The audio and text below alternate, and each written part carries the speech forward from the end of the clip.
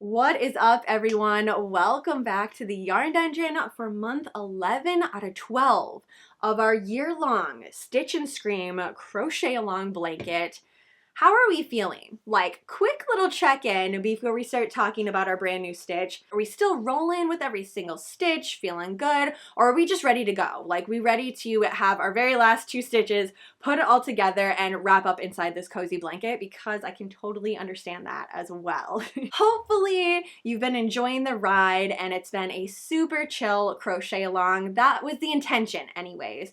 Get together, learn 12 brand new stitches and or stitches that you may not have used in a while, put it all together, and hang out with the Ghoul Squad as well. So we are going to be learning to work up the bean stitch for this month. I guarantee you that you see this stitch on literally every project, and there's a reason for that because it's such a versatile stitch. Not only is it good for home decor, like blanket that we're doing right now, pillow covers, wall decor, but also it's fantastic for wearables.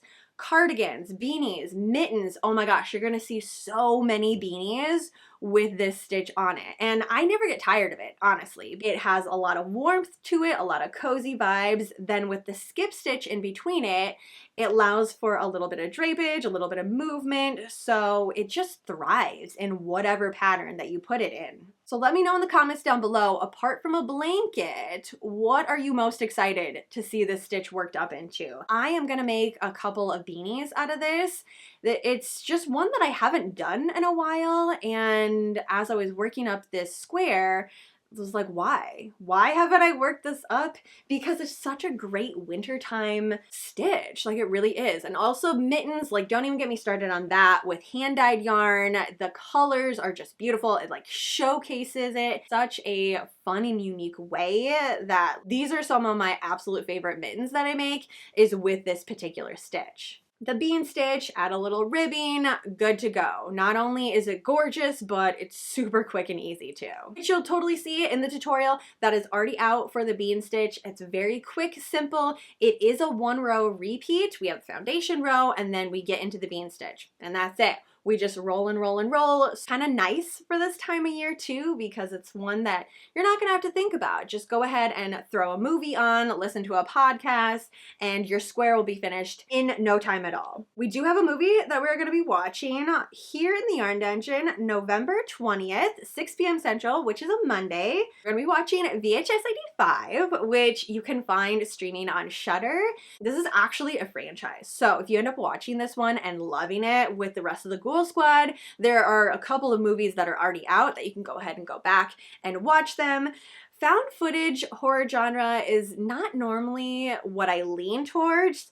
Campy horror, that is what I love through and through, but it was one of my goals this year to kind of expand in different genres, and I felt like there's bound to be a little bit more campiness to it just for the fact that it's based in the 80s. Yeah, if you want to watch it with me and the rest of the Ghoul Squad, mark that on your calendar, November 20th, 6 p.m. Central. Bring your square to work on, or if you've already finished your square by that time, whatever project that you're working on.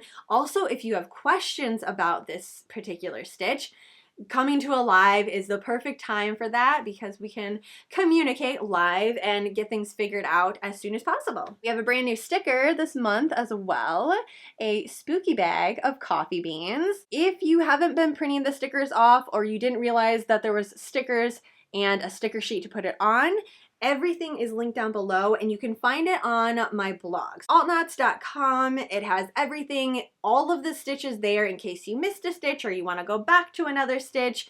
Everything is there as well as printing off the sticker sheet and every single sticker. Just as a reminder, each square is 23 by 23 inches. For my foundation row, I changed 73 for this stitch. However, I would go by measurement because of the fact that we have that skip stitch.